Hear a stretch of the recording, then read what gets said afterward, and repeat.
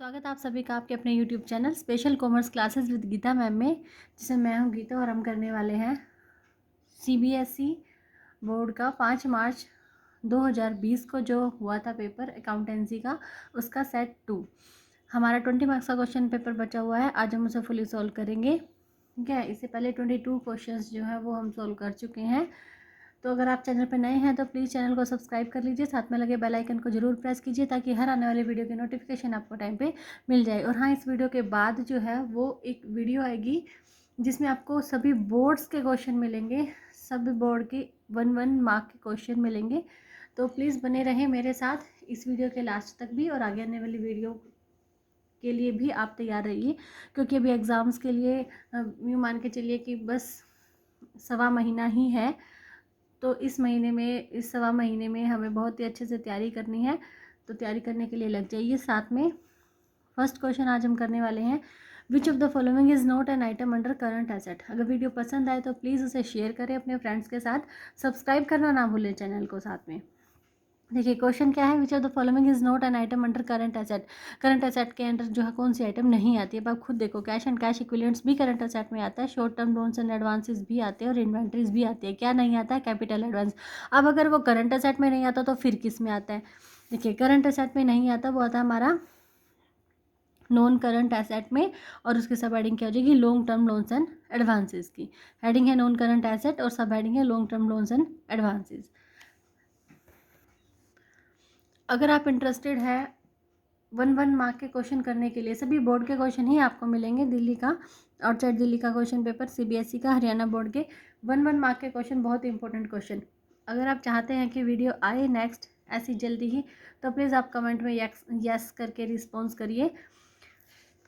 Next question है, sale of goods ₹3,000 for cash will increase the gross profit ratio, is this statement correct. देखो माल हमने बेचा है 3,000 रुपये का कैश में, कैसे ग्रोस प्रॉफिट रेशियो इंक्रीज होगा? और अगर होगा तो give reason in spot of your answer. आप अपने आंसर के लिए स्पॉट कीजिए। ओके, ग्रोस प्रॉफिट रेशियो क्या है? एक प्रॉफिटेबिलिटी रेशियो है which shows the relationship between gross profit and net sale net revenue. ठीक है, ये बात सभी को पता होगी क्योंकि ईयर का एंड चल चुका है, ईयर का एंड है, हमें सब सारे लेसन्स जो है वो कवर अप हो चुके हैं स्कूल्स में, कोचिंग सेंटर्स में। तो सभी बच्चों को पता ही होगा कि ग्रोस प्रॉफिट रेशियो क्या है? प्रॉफिटेबिलिटी रेशियो है जो कि रिलेशनशिप को दिखाता है ग्रोस प्रॉफिट और नेट सेल को। अब इन्होंने कहा कि सेल की है 3,000 रुपये का माल बेचा है, वो भी कैश में बेचा है, तो क्या ट्रांजेक्शन होगी? देखिए, because of this transaction sale of goods ₹3,000 in cash, gross profit ratio increase होगा। Because of this transaction sales as well as gross profit both are increase. अगर हम सेल कर रहे हैं, कैश में सेल कर रहे हैं, तो इससे सेल तो बढ़ेगी, साथ में ग्रोस प्रॉफिट भी इंक्रीज होगा, तो हमारा ग्रोस प्रॉफिट रेशियो भी इंक्रीज हो जाएगा।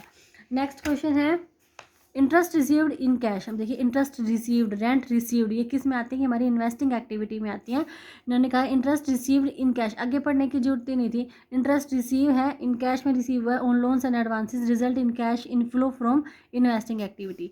नेक्स्ट क्वेश्चन है, मशीनरी वॉज परचेज 10 लाख रुपये की मशीनरी परचेज करी है, paying 40% by issue of equity share of ₹10 each. इसके बदले में क्या इशू कर दिया? इक्विटी शेयर इशू कर दिए 40% के, एंड बैलेंस, और बैलेंस के लिए चेक इशू किया। तो this transaction will result in, तो देखिए यहाँ से क्या कह रहा है कि इन चारों ऑप्शंस में से कौन सी आगे पॉसिबिलिटीज़ है? 10 लाख का 40% यानी कि 4 लाख तो इन्होंने इक्विटी शेयर इशू कर दिए। ओके, बचा कितना? 6 लाख। 6 लाख के लिए क्या हो जाएगा हमारा? Cash used in investing activity. Machinery purchase कर रहे हैं, मशीनरी को जब परचेज करेंगे, फिक्स असेट को जब परचेज करेंगे तो हमारे इन्वेस्टिंग एक्टिविटी में ही आएगा, और चूंकि हम परचेज कर रहे हैं तो हमारा कैश का बैलेंस जो है वो कम हो रहा है, और कम होने के लिए हम यूज वर्ड को ही यूज़ करते हैं। देखिए बाकी ऑप्शंस को देखते हैं एक बार। Cash generated from financing, finance पे जाएगा ही नहीं, ठीक है, क्योंकि मशीनरी परचेज करी और बदले में इक्विटी शेयर इशू कर दिया, तो यहाँ पे कैश फ्लो स्टेटमेंट में कोई ट्रांजैक्शन नहीं होगी। Decrease in cash and cash equivalent, ये भी नहीं होगा। Cash used in investing activities 10 lakh से नहीं होगा, क्योंकि 10 लाख में से 40% तो इक्विटी शेयर इशू करे, तो बाकी 6 लाख के लिए ही हमारा कैश यूज्ड होगा, वो भी इन्वेस्टिंग एक्टिविटी में। नेक्स्ट क्वेश्चन है, which of the following is not a limitation of financial statement analysis. देखिए फाइनेंशियल स्टेटमेंट एनालिसिस की लिमिटेशन क्या नहीं है? लिमिटेशन क्या नहीं है?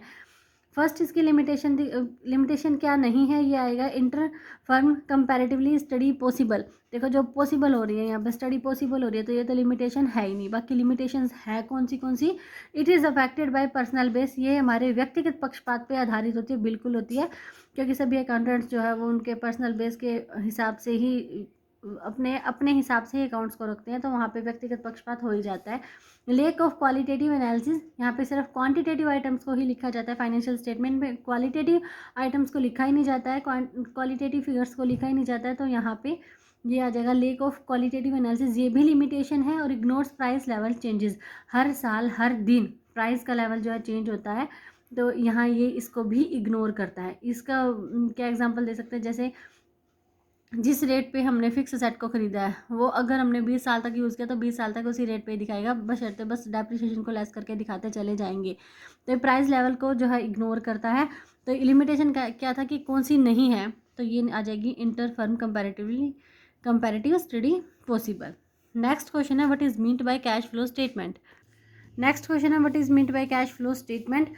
तो कैश फ्लो स्टेटमेंट के मीनिंग के बारे में हमें बताना है। देखिए कैश फ्लो स्टेटमेंट क्या होती है। Cash flow statement is a statement which shows inflows and outflows of cash under 3 activities. Cash flow statement एक स्टेटमेंट है जो कि हमारे कैश के इनफ्लो और आउटफ्लो को दिखाती है 3 एक्टिविटी के अंदर। कौन कौन सी एक्टिविटीज़ होती है वो operating, investing and financing. Transactions which lead to increase in cash and cash equivalents are inflow of cash. देखिए जिसके कारण कैश बढ़ता है तो वो क्या हो जाती है, इनफ्लोज। और जो ट्रांजैक्शन जिसके कारण हमारा कैश डिक्रीज हो जाता है वो क्या कहलाती है, हमारे outflow of cash. Transaction which lead to decrease in cash and cash equivalents are outflow of cash. Okay, next question है security deposits are presented in the balance sheet of the company under the sub head. कौन सी sub head में आएंगे हमारे security deposit. देखिए security deposit आती है हमारी नॉन करंट एसेट में, और सब हेडिंग हो जाएगी उसकी long term loans and advances. सब हेड पूछा तो सब हेड पे ही हम जाएंगे। नेक्स्ट क्वेश्चन है अपना रेशियो का क्वेश्चन। रेशियो के क्वेश्चन में देखिए ऑप्शन आते हैं 3-3 नंबर के। यहाँ भी 3 नंबर में हमारे 2 रेशियो पूछे हुए, रिटर्न ऑन इन्वेस्टमेंट और डेब्ट इक्विटी रेशियो। और इस वाले क्वेश्चन में पूछे हुए quick ratio and inventory turnover ratio. तो कुल मिला के एक रेशियो जो है वो 1.5 मार्क्स का है, यानी कि 1.5 नंबर का है। तो चलते हैं करते बारी बारी चारों ही ratio. From the following information obtained from the books of P Limited, calculate return on investment and debt equity ratio। देखिए सबसे पहले क्वेश्चन करने का तरीका क्या होता है, रिटर्न ऑन इन्वेस्टमेंट के बारे में अगर पूछा गया है तो सबसे पहले हम रिटर्न ऑन इन्वेस्टमेंट का क्या है फॉर्मूला लगाएंगे। और उससे भी पहले हमें पता होना चाहिए रिटर्न ऑन इन्वेस्टमेंट के और कितने नाम हैं। विनियोग पर आए इसको बोलते हैं रिटर्न ऑन इन्वेस्टमेंट, या रिटर्न ऑन कैपिटल एम्प्लॉयड, या यील्ड ऑन कैपिटल। ये तीनों रिटर्न ऑन इन्वेस्टमेंट के ही नाम है। और फॉर्मूला हो जाएगा net profit before interest tax and dividends divided by capital employed multiply by 100। 1 mark का जो ऑब्जेक्टिव टाइप क्वेश्चन है उसमें फॉर्मूले भी पूछे जा सकते हैं 4 ऑप्शन में, तो फॉर्मूले जरूर याद करने हैं। कैश फ्लो के जितने इसमें रेशियो एनालिसिस के जितने भी फॉर्मूले बुक के अंदर गिवन है। तो यहाँ पे net profit before interest tax and dividend divided by capital employed multiply by 100। अब क्वेश्चन की तरफ चलते हैं तो देखते हैं कि वहाँ पे कैपिटल एम्प्लॉयड जो है सीधा सीधा दिया हुआ है, जो फॉर्मूले में नीचे चाहिए वो दिया हुआ है ऊपर के लिए। अब हमें net profit before interest and tax चाहिए, और यहाँ पे गिवन क्या है आफ्टर इंटरेस्ट एंड टैक्स। तो सबसे पहले आफ्टर से जब बिफोर पे जाएंगे, देखिए बिफोर से आफ्टर पे जाते हैं तो सारी चीज़ें माइनस करते चले जाते हैं, और अब आफ्टर से बिफोर पे जाएंगे तो सारी चीज़ें हम प्लस करते चले जाएंगे। देखिए net profit after interest and tax दे रखा है 6 लाख। उसमें सबसे पहले याद रखना है, सबसे पहले क्या करना है, टैक्स को प्लस करेंगे। और टैक्स को प्लस कैसे करेंगे, टैक्स कैसे कैलकुलेट करेंगे। देखिए 6 लाख जो है 60% वैल्यू है किसी भी चीज़ की। 60% ये वैल्यू जितनी होती है ना, 60% वैल्यू तो डिवाइडेड बाय 60 और मल्टीप्लाई बाय जो हमें निकालनी है वो, यानी कि टैक्स निकालना है 40% गिवन है क्वेश्चन के अंदर। मल्टीप्लाई बाय 40 डिवाइडेड बाय 60 करके हम हमारे पास क्या निकालेंगे, 4 लाख का टैक्स। 6 और 4 कितने का 10 लाख हो गया हमारे पास। फिर इसके अंदर प्लस करेंगे इंटरेस्ट। इंटरेस्ट कैसे आएगा, इंटरेस्ट के लिए देखिए इंटरेस्ट यहाँ से डिवेंचर 6% के दे रखे 10 लाख के ऊपर 6% जब हमने करा तो 60,000 का हमारे पास इंटरेस्ट आ गया डिवेंचर का। ये टोटल हो गया 10,60,000। इतना ही करना था बस क्वेश्चन के अंदर। ये हमारे पास आ गया net profit before interest tax and dividend, क्योंकि डिविडेंड के बारे में कुछ भी नहीं कहा गया क्वेश्चन के अंदर। तो पहले टैक्स प्लस करना है, उसके बाद अपना इंटरेस्ट प्लस करना है, और divided by capital employed multiply by 100 करके सोल्व करा तो 53% रिटर्न ऑन इन्वेस्टमेंट आ चुका है। ठीक है, सेकेंड नंबर पे पूछ रखा है क्विक रेशो। अच्छा, क्विक रेशो के लिए इन्होंने इसका डेब्ट इक्विटी रेशो, तो 1 मिनट में पहले डेब्ट इक्विटी रेशो निकालते हैं। देखिए डेप्ट इक्विटी रेशियो पूछा हुआ है यहाँ पे, डेप्ट डिवाइडेड बाय इक्विटी का हम फॉर्मूला लगाएंगे। डेप्ट इन गिवन है यहाँ 6% डिबेंचर 10 लाख की, और इक्विटी गिवन नहीं है। इक्विटी के लिए क्या होता है, देखिए कैपिटल एम्प्लॉयड जो डेप्ट और इक्विटी दोनों को ही सम करके, दोनों को प्लस करके कैपिटल एम्प्लॉयड निकाली जाती है।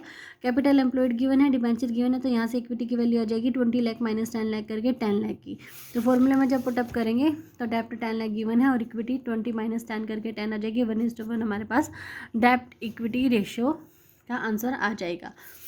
उसके बाद है अपना करंट लाइबिलिटीज़ गिवन है, करंट एसेट गिवन है, इन्वेंट्रीज गिवन है, advance tax, prepaid rent, quick ratio निकालना है। बहुत इजी क्वेश्चन है। क्विक रेशियो का फॉर्मूला लिखेंगे हम सबसे पहले। ओके, क्विक रेशियो का फॉर्मूला क्या है, quick asset divided by current liabilities. Quick asset को लिक्विड एसेट भी बोला जाता है। और करंट क्विक एसेट को निकालेंगे कैसे, करंट एसेट में से इन्वेंट्रीज, एडवांस टैक्स और प्रीपेड रेंट तीनों ही चीज़ों को माइनस कर, तीनों चीज़ों को माइनस कर देंगे। इन्वेंट्रीज, एडवांस टैक्स और प्रीपेड रेंट को, तो 280 में से 40 गए 2 लाख 40, 30 गए 2 लाख 10,000 और 10,000 गए 2 लाख। 2 लाख के हमारे पास क्विक एसेट आ गया। उसके बाद करंट लाइबिलिटीज़ गिवन है 2 लाख डिवाइडेड बाय 150, ठीक है, 2 लाख डिवाइडेड बाय 150 करके 4:3 यानी कि हमारे पास क्विक रेशियो आ जाएगा। और इसको हम 1.33 ऐसे भी लिख सकते हैं, ठीक है। नेक्स्ट क्वेश्चन क्या है, यहाँ हमारा डेट नंबर के लिए फिर से रेशो का ही क्वेश्चन है। एवरेज इन्वेंट्री गिवन है और रिवेन्यू फ्रॉम ऑपरेशन गिवन है। Rate of loss on sale, gross loss on sale दे रखा है 10% का। तो ये बहुत मैटर करता है कि दिया क्या हुआ है, ग्रोस लॉस ऑन कॉस्ट दी गई है, ग्रोस लॉस ऑन सेल दिया गया है। और हमें निकालना है inventory turnover ratio.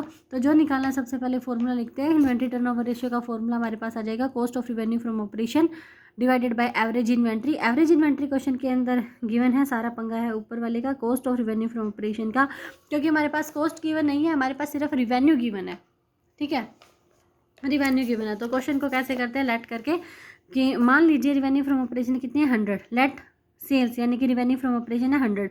Gross loss इन्होंने बोला 10% किसके ऊपर, रिवेन्यू के ऊपर। तो 100 का 10% करा तो 10 रुपीज़ का हमारे पास लॉस आ गया है। तो कॉस्ट कैसे निकलेगी, देखो लॉस में कोई सामान बिका है 10 रुपये के लॉस पे बिका और 100 रुपये में बिका, तो मतलब कि वो सामान था कितने का, 110 रुपये का।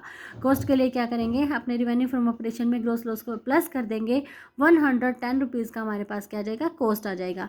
अब देखिए ये इक्वेशन कैसे लगती है, जिस भी चीज़ की 2 वैल्यूज़ गिवन है ना वो इक्वेशन में आगे और जो चीज़ निकालें वो इक्वेशन में पीछे। हमें निकालनी क्या है, कॉस्ट, क्योंकि हमें फॉर्मूले के लिए चाहिए कॉस्ट। और हमारे पास गिवन क्या है, रिवेन्यू। रिवेन्यू 100 रुपीज़ ये दे रखी है और क्वेश्चन के अंदर भी दे रखी है 6 लाख की। तो जिस चीज़ की 2 वैल्यूज़ गिवन है वो इक्वेशन में आगे। If revenue 100 then cost 110, if revenue 1 then cost कितनी आ जाएगी 110 डिवाइडेड बाय 100 करके 0 से 0 कैंसिल। और अगर रिवेन्यू 6 लाख है तो हमारे पास कॉस्ट आ जाएगी 6,60,000 की हमारे पास कॉस्ट आ जाएगी। इन्वेंट्री टर्नओवर रेशियो के फॉर्मूले में पुटअप करके हम अपना आंसर निकाल सकते हैं। तो ये सारे क्वेश्चन आप अपने हाथ से भी निकाल के देखिए। नेक्स्ट जो क्वेश्चन होता है ना 4 मार्क्स के लिए, यहाँ पे भी ऑप्शन होते हैं कंपैरेटिव और कॉमन साइज में। ऑप्शन में आपको क्वेश्चन मिलेगा मोस्टली क्या होता है, कंपैरेटिव स्टेटमेंट अगर प्रॉफिट एंड लॉस की है तो कॉमन साइज बैलेंस शीट का देंगे। अगर यहाँ कंपैरेटिव स्टेटमेंट बैलेंस शीट के है तो common size profit and loss की देंगे, ठीक है।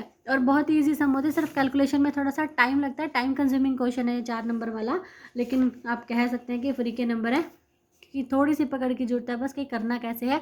प्रॉफिट एंड लॉस निकालनी है। प्रॉफिट एंड लॉस में पर्टिकुलर नोट नंबर, और ये देखिए ये हमारा करंट ईयर गिवन है और ये हमारा प्रीवियस ईयर गिवन है। और जब भी हम परफॉर्मा तैयार करते हैं तो उसमें प्रीवियस ईयर पहले आता है और करंट ईयर बाद में आता है। रिवेन्यू फ्रॉम ऑपरेशन गिवन है, purchase, change in inventory, other expenses and other income given है। तो करेंगे कैसे, सबसे पहले फॉर्मूला बहुत ही परफॉर्मा बहुत अच्छे से तैयार करना है। सबसे पहले जिस भी कंपनी का हम बना रहे हैं उसका नाम ऊपर लिखेंगे जो कि क्वेश्चन में गिवन होगा। अगर गिवन नहीं है तो ये वाली लाइन खाली छोड़ देंगे। उसके बाद comparative statement of profit and loss capital letters में लिखेंगे। प्रॉफिट एंड लॉस के लिए यूज़ करते हैं फॉर द ईयर एंडेड, और यहाँ बैलेंस शीट होती है तो एज एट वर्ड हम लिखते हैं। दोनों ही साल का नाम लिखेंगे जो उनसे भी साल के लिए। फिर जो परफॉर्मा तैयार होगा, particulars, note number, previous year, current year, then absolute change increase और decrease and percentage change increase और डिक्रीज। 2 इम्पोर्टेंट हमारे यहाँ पे कॉलम तैयार हो जाएंगे। सबसे पहले क्या लिखना है, सबसे पहले रिवेन्यू। देखिए प्रॉफिट या लॉस कैसे निकालते हैं, जो इनकम है उसमें से एक्सपेंसेस लेस कर दो तो प्रॉफिट या लॉस हम निकाल सकते हैं। तो इनकम यानी कि पैसा आया कहाँ से, रिवेन्यू फ्रॉम ऑपरेशन से, यानी कि जितने की सेल करी यहाँ से पैसा आया और साथ में अदर इनकम से आया है। तो सबसे पहले इन दोनों को ही प्लस करके टोटल इनकम निकाल लेते हैं। देखिए लिखेंगे कैसे, रिवेन्यू फ्रॉम ऑपरेशन 1 कॉलम पे 1 2 3 4 5 6 बहुत ही मैटर करता है यहाँ पे, बहुत ही अच्छे से प्रेजेंटेशन होनी चाहिए अपने क्वेश्चन पेपर की, आंसर शीट में अपने क्वेश्चंस की। फर्स्ट नंबर पे लिखेंगे रिवेन्यू फ्रॉम ऑपरेशंस, ये क्वेश्चन के अंदर गिवन है 40 लाख एंड 50 लाख। 40 50 कैसे आता है, 50 40 दे रखा है। सबसे पहले हमें लिखना है प्रीवियस ईयर, उसके बाद लिखना है करंट ईयर। तो पहले 40 लाख फिर 50 लाख, अदर इनकम में प्लस कर देंगे 2 लाख एंड देन 250, 2 लाख 250। ठीक है, सबसे पहले इन दोनों को ही सोल्व करेंगे और यहाँ पे थर्ड नंबर पे आ जाएगा टोटल इनकम, और टोटल इनकम कैसे आया है वो भी दिखाना है। 1 + 2 फर्स्ट प्लस सेकंड करके 42, फिर ये आ गया 52 लाख 50,000। साथ में अब चलते हैं तीसरे कॉलम की तरफ। इन्होंने कहा कि ऑब्सोल्यूट चेंज इंक्रीज और डिक्रीज वो कैसे आता है, ऑब्सोल्यूट चेंज कैसे पता लगेगा, B - A करके। अगर प्लस में आंसर आ रहा है तो उसे विदाउट ब्रैकेट लिखेंगे, और अगर माइनस में आंसर आ रहा है तो उसे ब्रैकेट के साथ लिखेंगे। छोटी छोटी बातें ध्यान रखनी होती हैं इन क्वेश्चन में। और ये वाला जो टोटल वाली लाइनें हैं वो सिर्फ 3 कॉलम तक ही मारेंगे, परसेंटेज वाली लाइन में हम इसको ऐसे नहीं करेंगे। ठीक है, साथ साथ फोर्थ कॉलम में परसेंटेज इंक्रीज और डिक्रीज करना है। परसेंटेज इंक्रीज, परसेंटेज को कैसे करते हैं, इसका फॉर्मूला है C, ये जो हमारे थर्ड नंबर पे आया है C divided by A multiply by 100। 10 lakh divided bye 40 lakh multiply by 100 25%। 50,000 divided by 2 lakh multiply by 100 करेंगे तो 25%। 10 lakh 50,000 divided by 42 lakh multiply by 100। ठीक है, ये भी आ गया हमारे पास 25%। इसके बाद चलते हैं अपने खर्चों की तरफ। इस खर्चों में क्या है, देखिए purchases of stock in trade, change in inventory और अदर एक्सपेंसेस गिवन है। इन तीनों को ही हम प्लस कर लेंगे, तीनों ही एक्सपेंसेस हैं, इन तीनों को प्लस कर लेंगे। पहले प्रीवियस ईयर के डाटा लिखेंगे, उसके बाद करंट ईयर के डाटा को हम लिखेंगे। प्रीवियस ईयर के सबसे पहले डाटा लिखते हैं, उसके बाद बाकी के 2 कॉलम को सॉल्व करेंगे। 30 से 40 हो रहे हैं, 8 लाख से 10 लाख हो रहे हैं, 4 लाख से 5 लाख हो रहे हैं। तीनों ही चीज़ें जो है वो इंक्रीज़ हो रही हैं यहाँ पे। 4 5 6 4 5 6 क्यों आया, क्योंकि फर्स्ट सेकंड थर्ड का हम जो है निपटारा कर चुके हैं। 4th 5th एंड 6th, इन तीनों को जोड़ के 4th 5th 6th से हमारे पास आया है 4 5 6 के बाद 7th कॉलम आ गया है यहाँ पे 4 5 6। ठीक है, तीनों को प्लस करा 42 लाख, और इन तीनों को करा तो 55 लाख। और ये थर्ड कॉलम कैसे आएगा, B - A 40 - 30 10 10 - 8 2 5 - 4 1 लाख आ गया। और ये परसेंटेज का कैसे आएगा, C divided by A multiply by 100, C by A multiply by 100, C by A multiply by 100। 13 lakh divided by 42 lakh multiply by 100। ऐसा करके साथ साथ इस क्वेश्चन को सोल्व करके चलेंगे। और लास्ट में क्या निकालना है, प्रॉफिट कैसे निकलेगा, प्रॉफिट निकलेगा 3rd - 4th करके, यानी कि इनकम में से सारे एक्सपेंसेस को लेस करके। यहाँ पे 42 लाख की इनकम है, 42 लाख के एक्सपेंसेस है, तो यहाँ पे क्या आ जाएगा हमारे पास, नील आ जाएगा। और यहाँ पे 52.5 लाख में से 55 लाख ये हमारा चला गया, अभी माइनस में चला गया है, ये माइनस में है, ये लॉस आ गया है हमारे पास, लॉस आ गया है, और ये 100% का लॉस हो रहा है। ठीक है, देखिए ऑप्शन में क्या पूछा गया, ऑप्शन में अब आया है कॉमन साइज़ की बैलेंस शीट, जो कि उससे ज़्यादा आसान पड़ती है। कॉमन साइज़ की बैलेंस शीट में हमें कुछ नहीं करना, जो दे रखा है, जैसा भी फिगर दे रखा है, जिस भी तरह से हेडिंग्स दे रखी है, एज इट इज़ हमें अपना परफॉर्मा तैयार करना है। सबसे पहले देखिए स्वराज लिमिटेड की हमें करनी है, स्वराज लिमिटेड की कॉमन साइज़ बैलेंस शीट तैयार करनी है। तो सबसे पहले हम अपने सॉल्यूशन में सबसे ऊपर लिखेंगे Swaraj limited common size balance sheet तैयार करनी है as at 31 March 2018 and 19। Same figure उसी तरह पहले करंट ईयर की दे के फिर प्रीवियस की, लेकिन हमें लिखनी कैसे है, पहले प्रीवियस की और फिर करंट की लिखनी है। पर्टिकुलर्स, नोट नंबर और दोनों साल के डाटा हमारे पास गिवन है। हम अपना परफॉर्मा तैयार करेंगे। Particulars, note number, absolute amount and percentage of balance sheet total. Percentage of balance sheet total 1819 यहाँ रुपीज़ की अमाउंट और यहाँ पर परसेंटेज की अमाउंट है। सबसे पहले देखिए जैसा भी गिवन है ना, बिल्कुल ऐसे ही हमें भी उतारना है, जैसा गिवन है वैसे। Equity and liability, share holder fund, equities and liability, share holder fund, share capital, reserve and surplus, ठीक है। सेम टू सेम ऐसे ही सारी चीज़ें उतारनी है, बस हमें क्या करना है, यहाँ पे टोटल कर देना है। टोटल भी गिवन है इसी तरह ही, बिल्कुल जैसा गिवन है वैसा ही सब कुछ डाटा जो है उतारना है। सिर्फ सोल्व करना है third and fourth column. Third column कैसे आएगा, देखिए थर्ड कॉलम कैसे आएगा, हमने हेडिंग लगाई है percentage of balance sheet total, यानी कि सबसे पहले हम लायबिलिटी साइड को सोल्व कर रहे हैं, तो जो ये टोटल है ना इसको हम 100 मानेंगे और बाकी सारी चीज़ों को ना इसके परसेंटेज के रूप में दिखा देंगे। सबसे पहले 2018 का डाटा हमने उठाया है, तो 18 के सारे डाटा को इसके टोटल के रूप में दिखाएंगे और फिर कैसे इसको सोल्व करेंगे। 30 lakh divided by 50 lakh multiply by 100, ये आ गया 60%, तो ऐसे लिखेंगे 60.00, क्योंकि कई बार आगे पॉइंटों में आंसर आता है। अभी तो जैसे 00 आया हुआ है, मान लो 28273497 इस तरह से आता है ना डाटा, तो फिर उसको ऐसे लिखते हैं परसेंटेज में, ठीक है। ये this divided by this multiply by 100, this divided by this multiply by 100, ये ऐसे कर करके हर एक डाटा को ना इस टोटल के 100 के इसके परसेंटेज के रूप में दिखा देंगे और इसका टोटल भी फिर कितना होना चाहिए, 100 होना चाहिए सब, ठीक है। यहाँ पे भी फिर इसी तरह जब हम 2019 की बात करेंगे तो 19 में भी ऐसे ही करेंगे। 34 divided by 50 multiply by 100, 10 divided by 50 multiply by 100, 5 lakh divided by 50 lakh multiply by 100, 1 lakh divided by 50 lakh multiply by 100, ये परसेंटेज है कि इसका टोटल हो गया। इसी तरह एसेट में जब हम यहाँ पे 2018 की बात करेंगे तो 18 वाले डाटा में ही टोटल को 100 मानना है। ये 28 divided by 50 multiply by 100, 20 divided by 50 multiply by 100, 2 divided by 50 multiply by 100, और 2019 में भी इसी तरह 36 डिवाइडेड बाई 50 मल्टीप्लाई बाय 100 करके ऐसे, तो ये जो टोटल है वो 100 होना ही चाहिए। तो ये 4 नंबर आप ये लगा सकते हैं कि फ्री के नंबर है। एक एक क्वेश्चन अगर आप हाथ से निकाल कर देख लें और फिर आप पीछे से रिवीजन करें तो आपको पता लगेगा कि बहुत ही आसान क्वेश्चन आता है, क्योंकि हमें यहाँ पे सिर्फ थर्ड और फोर्थ कॉलम ही सॉल्व करना है, बाकी सारा एज इट इज़ जो भी क्वेश्चन में दिया गया है वो एज इट इज़ ही उतारा जाता है। अब चलते हैं last question, last but not least question, बहुत important question, cash flow statement. अभी जैसे 1 मार्क्स में भी आया ये कि कैश फ्लो स्टेटमेंट जो है वो क्या होती है। कैश फ्लो स्टेटमेंट अपनी 3 एक्टिविटी से रिलेटेड एक स्टेटमेंट होती है, जिसमें operating activity, investing activity and financial activity से जितना भी इनफ्लो एंड आउटफ्लो है उसके बारे में जाँच पड़ताल की जाती है, और लास्ट में जो है अपने कैश के जो बैलेंस हैं उससे हम अपना मैच मेकिंग करते हैं। तो देखिए क्वेश्चन पढ़ते हैं क्या कह रहा है, cash flow from the operating activities. अब देखिए 3 एक्टिविटीज़ में से एक एक्टिविटी का इसने आंसर जो है दे रखा है 28,000, कैश फ्लो दे रखा है, प्लस का आंसर दे रखा है, अगर माइनस का होता तो कैश यूज्ड आ जाता, प्लस का आंसर गिवन है। बैलेंस शीट दे रखी है यहाँ पे, पिनक्कल लिमिटेड की बैलेंस शीट एज एट 31 मार्च 2019, 18 के फिगर ये, 19 के फिगर ये हैं। ये पहली गलती बच्चे ये कर देते कि इसको अपना प्रीवियस ईयर इसको करंट ईयर मानते हैं, लेकिन मोस्टली क्वेश्चन अब आप देखिए कॉमन साइज हो या कंपैरेटिव हो या फिर ये कैश फ्लो, इन तीनों में ही फिगर को जो है वो उल्टा करके दिया गया है, पहले करंट ईयर को दिया है फिर प्रीवियस ईयर को दिया है, तो ये बात बहुत ही ध्यान रखनी है हमें। क्या ऑपरेटिंग एक्टिविटी का आंसर जब गिवन है तो ऑपरेटिंग एक्टिविटी से रिलेटेड जो भी आइटम है वो सारे कुछ करना ही नहीं है, कुछ भी ट्रांजैक्शन कोई लफड़ा ही नहीं है। सिर्फ इन्वेस्टिंग एक्टिविटी पे आते हैं हम।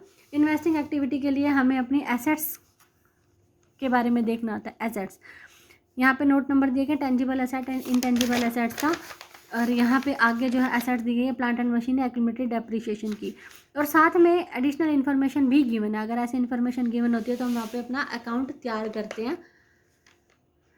मशीनरी अकाउंट के हमें तैयार करना पड़ेगा क्या, ओपनिंग बैलेंस 6,04,000 और क्लोजिंग बैलेंस है 8,86,000। डेप्रिसिएशन का अकाउंट भी नहीं तैयार करेंगे हम यहाँ, क्योंकि जो डेप्रिसिएशन अकाउंट का बैलेंस होता है वो हमें आगे एडजस्टमेंट 4 में चाहिए होता है ऑपरेटिंग एक्टिविटी में, लेकिन ऑपरेटिंग एक्टिविटी का बैलेंस दिया गया है, आंसर दिया गया है, तो हमें डेप्रिसिएशन अकाउंट भी नहीं तैयार करना है। हमें सिर्फ तैयार करना है प्लांट एंड मशीनरी अकाउंट, वो भी वो प्लांट मशीनरी से कितनी सेल हुई है, कितनी परचेज हुई है, सिर्फ ये देखने के लिए। आगे यहाँ पे एक इन्फॉर्मेशन है कि machinery of the book value of 90,000, depreciation provided किया गया 23,000 का और सोल्ड कर दिया एट प्रॉफिट ऑफ 12,000 पे।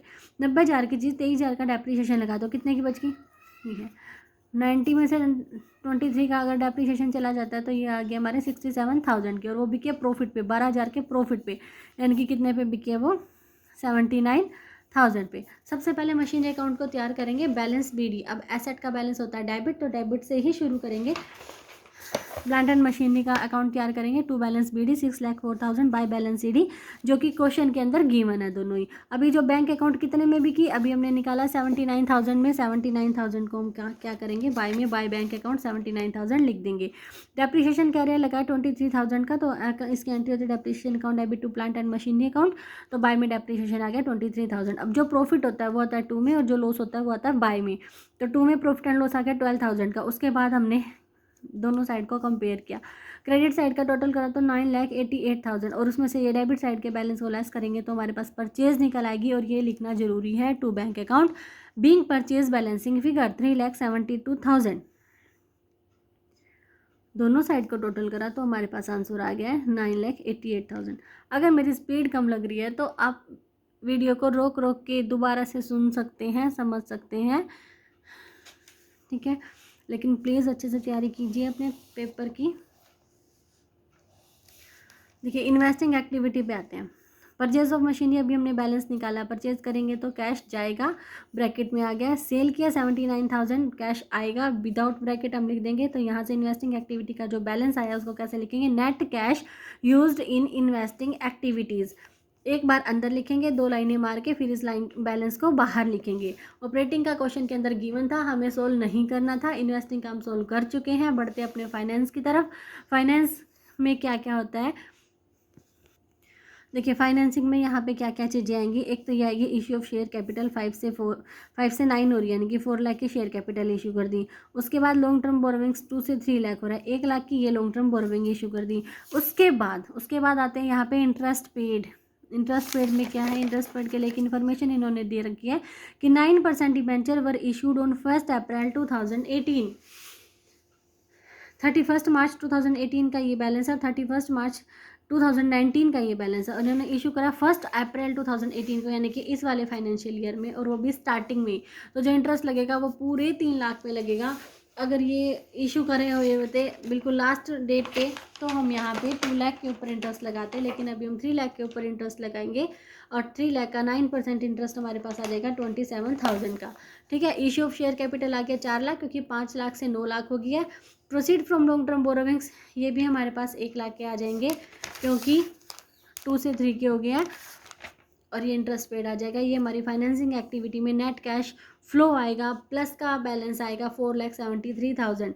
4 + 1 5, और 27 गए, 5 लाख में से 27 गए, 4,73,000 कैश फ्लो आएगा। अब देखिए 28,000 भी फ्लो किए, 4,73,000 भी फ्लो किए, और यूज्ड के 2,93,000। तो हमारा जो बैलेंस आया है वो क्या है, नेट इंक्रीज इन। और अगर ये सारा बैलेंस नेगेटिव आता, ब्रैकेट में आता, तो हम इसको लिखते हैं net decrease in cash and cash equivalents. इसके अंदर अगर हम प्लस में कैश एंड कैश इक्विलेंट्स को प्लस करेंगे तो हमारे पास जो है वो क्लोजिंग बैलेंस आना चाहिए। और ये वेरिफिकेशन होती है हमारे क्वेश्चन की कि हमारा क्वेश्चन ठीक है, यानी कि जो हमारा बैलेंस आया उसमें अगर हम ओपनिंग बैलेंस को ऐड करेंगे तो क्लोजिंग बैलेंस हमारे पास आना चाहिए। अब ओपनिंग बैलेंस है कितना, देखिए क्वेश्चन के अंदर गिवन है करंट इन्वेस्टमेंट, जो कि कैश एंड कैश इक्विलेंट्स में शामिल की जाती है, और कैश एंड कैश इक्विलेंट्स हीरा। ओपनिंग बैलेंस है 140 एंड 20, 1,60,000। 2,08,000 में अगर 1,60,000 को ऐड करते हैं तो हमारे पास आंसर आ गया 863, 3,68,000। तो अगर ये हमारा क्लोजिंग बैलेंस हुआ तो हमारा क्वेश्चन ठीक है, अदरवाइज क्वेश्चन में कहीं पे मिस्टेक है। देखिए क्लोजिंग बैलेंस 2,38,000 और 1,30,000, इसको जब हमने प्लस करा तो 3,68,000 ही आ रहा है। तो ये था क्वेश्चन पेपर 5 मार्च 2020 को जो CBSE का क्वेश्चन पेपर हुआ था, FM का पार्ट था 20 मार्क्स का। इसके बाद जो नेक्स्ट वीडियो आएगी वो जल्दी ही आएगी, और 1 मार्क के क्वेश्चंस की आएगी। अगर आप इंटरेस्टेड है अगली वीडियो के लिए, प्लीज़ कमेंट में यस करके मुझे रिस्पॉन्स करें, तभी मैं अगली वीडियो बना पाऊँगी। तो मिलते हैं अगली वीडियो में। Till then bye bye, take care, best of luck for your exam.